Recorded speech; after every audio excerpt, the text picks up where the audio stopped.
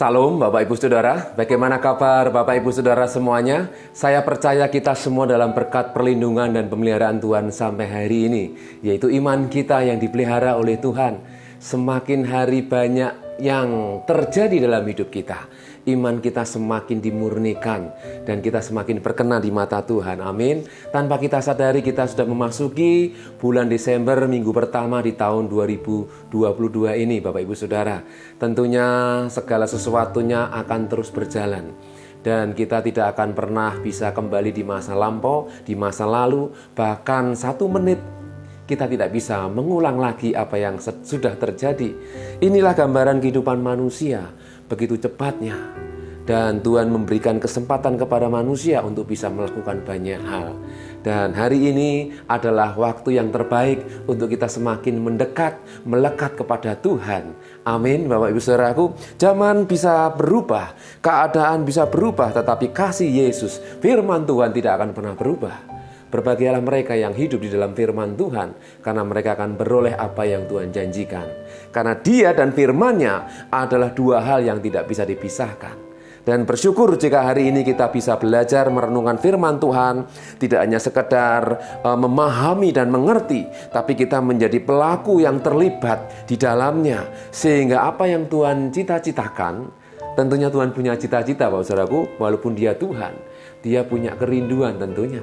Dan kerinduannya itu melebihi dari segala cita-cita manusia yang ada di bumi. Dan kita bersyukur kita sudah dipilih, kita sudah dipanggil untuk menjadi kawan sekerja Allah, menjadi keluarga Allah, keluarga Tuhan yang luar biasa, yaitu Tuhan kita di dalam Yesus Kristus. Ya, minggu ini kita akan melanjutkan untuk renungan kita tentang memaknai karya penebusan Yesus Kristus, bagian yang kedua. Dan saya berharap kita semakin lebih dalam lagi memahami kebenaran ini Bapak Ibu Saudaraku. Karena kita tahu ketika kita memahami kebenaran tentang penebusan Kristus, kita juga akan mengenal pribadi Tuhan. Ya, dari ayat yang ke-21, 1 Petrus 1, saya akan bacakan ayat ini. Oleh Dialah kamu percaya kepada Allah, sehingga oleh karena Yesus kita bisa percaya kepada Allah yang sesungguhnya. Ayat ini sangat sederhana, tetapi kita bisa memahami, kita harus bisa mengerti. Oleh Yesuslah kamu percaya kepada Tuhan, kepada Allah. Allah yang mana? Allah yang benar.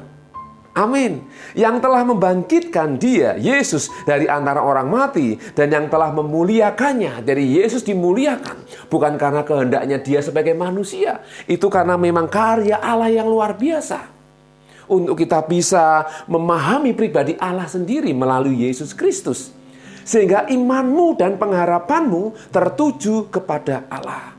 Jadi jangan khawatir Bapak Ibu Saudara. Ketika kita percaya kepada Yesus, kita akan dibawa kepada pribadi Allah. Pribadi Allah yang benar. Ya, hidup kita akan diarahkan kepada hal-hal yang benar. Firman Tuhan berkata, di mana ada kebenaran, di situ akan tumbuh damai sejahtera. Jadi ketika kita mengenal Yesus sebagai kebenaran, maka hidup kita akan damai. Amin. Ya, kita harus mengaminkan ini. Jadi dengan kalimat ini saja kita bisa yakin bahwa iman, pengharapan kita, jika kita arahkan kepada Yesus, maka kita akan mengenal pribadi Allah yang sesungguhnya. Ya, 1 Petrus ini sangat dalam jika kita mau ibaratnya kita gali, ya sedikit dikorek-korek saja saudara, kita akan melihat betapa luar biasanya kebenaran firman Tuhan. Ya, mari kita akan lanjutkan di dalam ayat yang ke-22. Firman Tuhan berkata, karena kamu telah menyucikan dirimu oleh ketaatan kepada kebenaran, sehingga kamu dapat mengamalkan kasih persaudaraan yang tulus ikhlas. Hendaklah kamu bersungguh-sungguh saling mengasihi dengan segenap hatimu. Bapak Ibu Saudaraku, dari ayat ini juga kita bisa menggali betapa karya penebusan Yesus Kristus itu memiliki satu tujuan yang sangat besar. Ya, minggu lalu saya sampaikan bahwa karya penebusan, karya keselamatan yang dilakukan oleh Yesus itu sudah di-planning oleh Tuhan jauh-jauh, bahkan sebelum dunia ada. Ya, manusia tidak bisa menyelami apa yang Tuhan inginkan, apa yang akan Tuhan lakukan. Sehingga otak manusia ini sangat terbatas, Bapak Ibu Saudara. Dan jika kita mau belajar tentang penebusan, tentang pribadi Tuhan, otak kita ini tidak sanggup, Bapak Ibu Saudara. Sebab yang bisa menjangkau pribadi Tuhan itu adalah iman kita, rasa percaya kita. Amin. Sejauh mana kita percaya kepada Tuhan? Sekali lagi saya ingatkan, ketika Tuhan datang kedua kali nanti, Dia hanya menanyakan satu hal. Ketika aku datang ke dunia, apakah ada iman di bumi ini?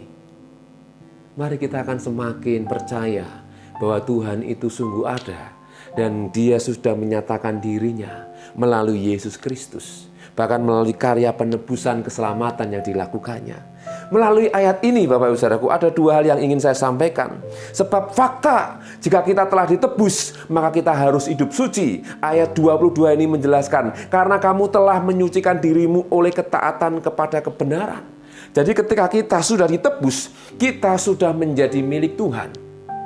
Ya, ketika Tuhan sudah membayar lunas hidup kita, maka hidup kita ini bukan menjadi milik kita sendiri, tetapi menjadi milik Tuhan.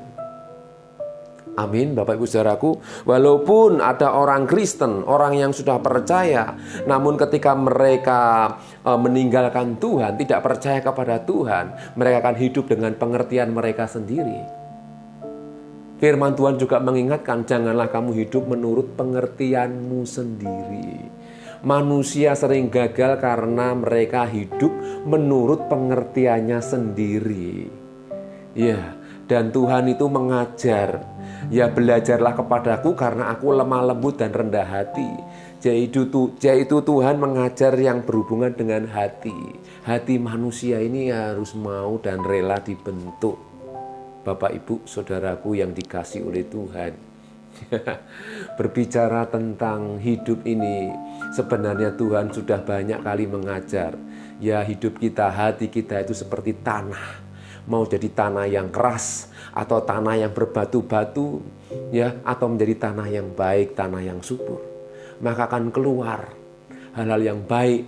Jika tanah hati kita adalah tanah yang baik, maka akan keluar hal-hal yang baik. Tapi jika hati kita ini menjadi tanah yang buruk, maka yang keluar hal-hal yang buruk. Saya rindu kita semua menjadi tanah-tanah yang baik, memiliki hati yang baik, yang siap dan terus mempersilahkan Tuhan membentuk hidup kita. Luar biasa Bapak Ibu Saudaraku. Ya, Tuhan ingin membawa kita masuk dalam rencananya yang besar dan ajaib sebelum kita ada. Saya selalu ulangi ayat emas saya dalam hidup. Ya, Efesus 2 ayat 10 dikatakan karena kita ini buatan Allah. Kita harus sadar betul kita ini buatan Allah dan dikatakan diciptakan dalam Kristus Yesus untuk melakukan pekerjaan baik yang dipersiapkan Allah sebelumnya dan Ia mau supaya kita hidup di dalamnya. Ini ayat yang luar biasa. Ketika kita sudah ditebus oleh Yesus, maka Yesus ingin kita hidup di dalamnya, hidup di dalam karyanya. Ya, karya yang bagaimana Bapak Ibu Saudaraku? Yaitu karakter ilahi, benih-benih ilahi yang terpancar dalam hidup kita, keluar yang bisa dirasakan dan dilihat. Dan tokoh utamanya adalah Yesus Kristus yang menjadi teladan, yaitu pribadi Tuhan sendiri. Manusia bisa memberikan contoh dalam hidupnya, tapi terbatas Bapak Ibu Saudaraku. Manusia bisa memberikan teladan dalam hidupnya, tapi tetap memiliki kekurangan. Tetapi ketika pribadi Allah sendiri yang memberikan contoh dan teladan, maka tidak ada kekurangan di dalamnya. Amin. Manusia bisa kecewa dengan manusia. Betul Bapak Ibu Saudaraku? Iya, suami, istri, anak, orang tua, atau tetangga, atau sahabat, rekan bisa mengecewakan. Tetapi Tuhan kita tidak pernah mengecewakan. Karena Dia memang sangat mengasihi kita Bapak Ibu Saudara. Luar biasa, karena kita ini buatan Tuhan. Jadi apa yang bisa kita banggakan selain kita membanggakan pribadi Tuhan sendiri melalui karya penebusan Yesus Kristus. Dia yang menunjukkan kasih-Nya kepada kita. Luar biasa, karena penebusan Tuhan ingin kita menjadi milik-Nya. Ini yang harus kita renungkan baik-baik Bapak Ibu Saudaraku. Sekali lagi berbicara tentang penebusan, ini sangat penting untuk kita pahami. Ya, karena tindakan ini menunjukkan dan memberikan bukti Allah ya, mengasihi kita sebagai manusia, yaitu sebagai makhluk yang diciptakan sepadan, serupa dan segambar dengan Dia. Ya, jika Tuhan menciptakan manusia tidak serupa, segambar, sepadan dengan Dia, maka ya kita ini manusia ini menjadi makhluk yang kurang istimewa. Kenapa kita istimewa, Bapak Ibu Saudaraku? Karena Tuhan menciptakan serupa dengan Dia, sehingga Dia mau melakukan banyak hal, termasuk karya penebusan ini. Ya, di bulan Desember kita memperingati sebenarnya ya kelahiran Yesus. Tetapi jika kita mau hidup di dalam Tuhan, kita tidak memperingati Yesus lahir lagi, tetapi sudah menjadikan Yesus itu semakin hidup di dalam diri kita. Amin, Bapak Ibu Saudaraku. Ya, sehingga dunia yang gelap ini akan disinari oleh orang-orang, oleh murid-murid, oleh anak-anak Tuhan yang hidup di dalam Tuhan. Luar biasa. Bukankah terang itu harus terpancar dalam hidup kita? Ini Bapak Ibu Saudaraku.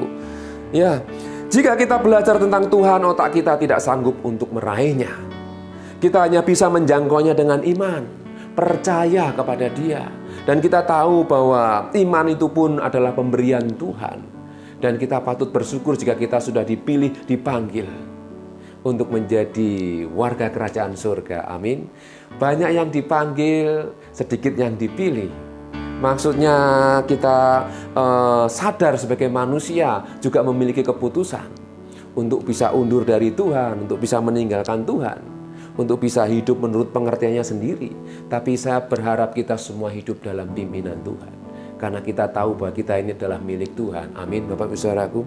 Ya, jika kita hanya sekedar mengenal Tuhan tapi tidak menghidupinya, maka ibarat kita ini seperti orang asing di mata Tuhan. Ya, bukankah firman Tuhan berkata dalam Efesus pasal yang kedua ayat 19 mengatakan, demikianlah kamu bukan lagi orang asing dan pendatang, melainkan kawan sewarga dari orang-orang kudus dan anggota-anggota keluarga Allah. Ya, luar biasa Bapak Ibu Saudaraku. Kita dibawa untuk masuk dalam kerajaan Tuhan yang luar biasa.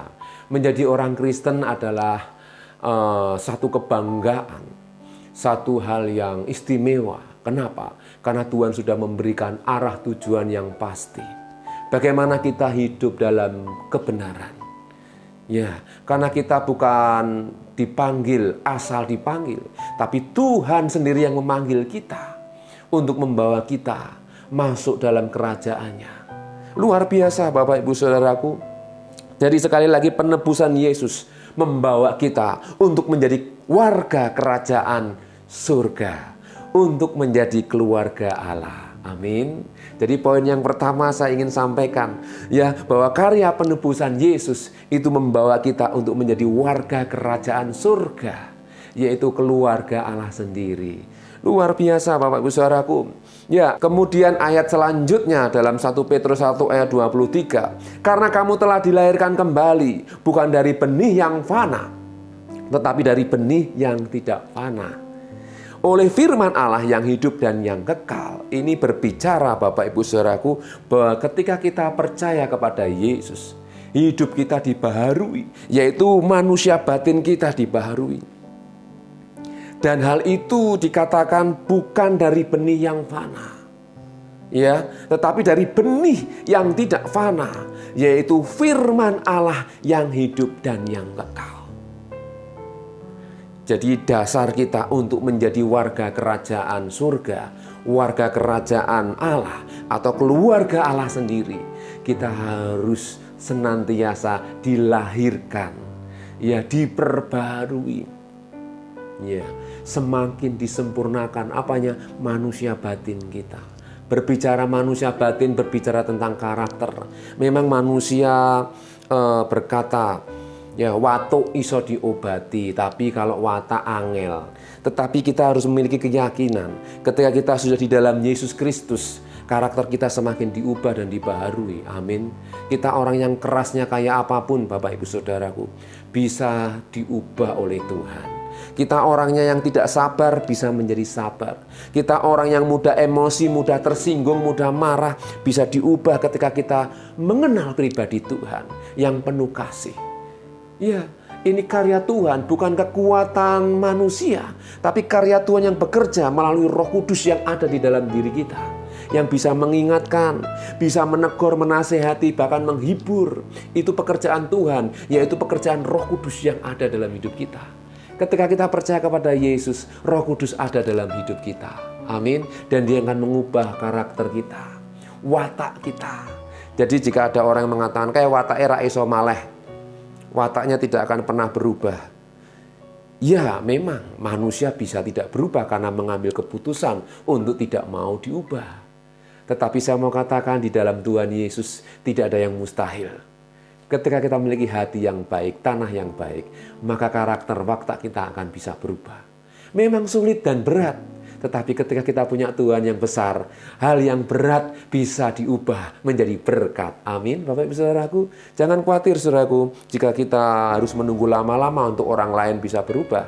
Tapi mari diri kita dulu untuk bisa berubah, maka semuanya akan beres. Amin. Ya, luar biasa, karena kamu telah dilahirkan kembali bukan dari benih yang fana, tapi dari benih yang tidak fana oleh firman Allah yang hidup dan yang kekal.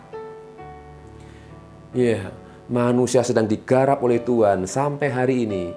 Ya, masa usia manusia terus berjalan. Tuhan sedang menggarap kita untuk semakin sempurna, semakin layak, semakin berkenan di mata Tuhan. Amin.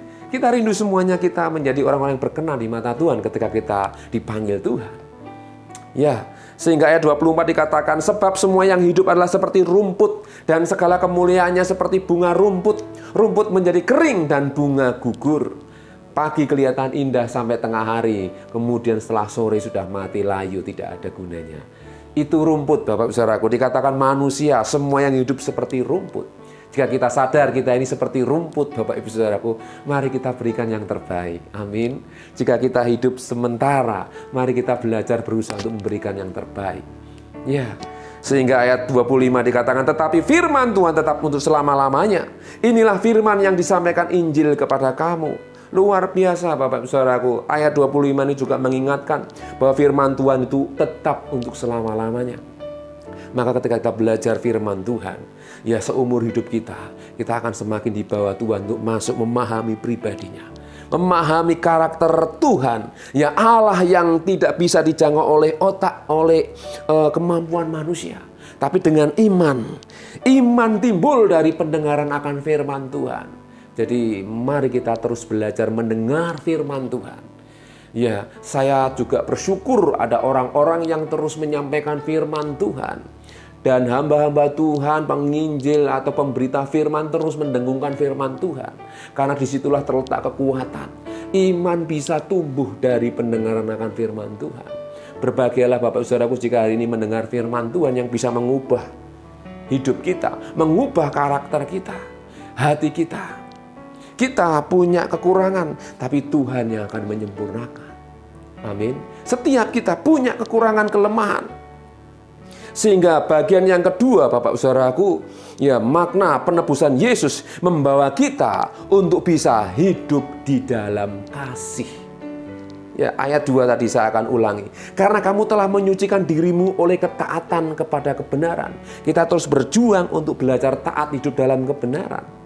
Ya, sehingga kamu dapat mengamalkan kasih persaudaraan yang tulus ikhlas. Tuhan mengajar kita untuk mengamalkan kasih persaudaraan yang tulus, kasih yang tulus. Bukankah firman Tuhan juga mengingatkan di hari-hari terakhir, kasih kebanyakan orang akan menjadi tawar, kasih kebanyakan orang akan menjadi luntur. Kasih Tuhan tidak ada lagi, bahkan bisa hilang ketika manusia meninggalkan Tuhan. Ketika manusia, orang-orang percaya meninggalkan persekutuan dengan Tuhan, maka mereka akan kehilangan kasih. Ya, banyak orang-orang percaya yang undur dari Tuhan karena mereka meninggalkan persekutuan dengan Tuhan. Mereka kehilangan kasih mula-mula mereka karena mereka tidak menjaga hubungan persekutuan dengan Tuhan. Dan di dalam kasih Tuhan, Tuhan rindu supaya kita tetap tinggal, menerima segala apa yang terjadi dalam hidup kita, menyadari bahwa kita ini jika milik Tuhan, maka kita harus semakin mendekat kepada Tuhan. Amin.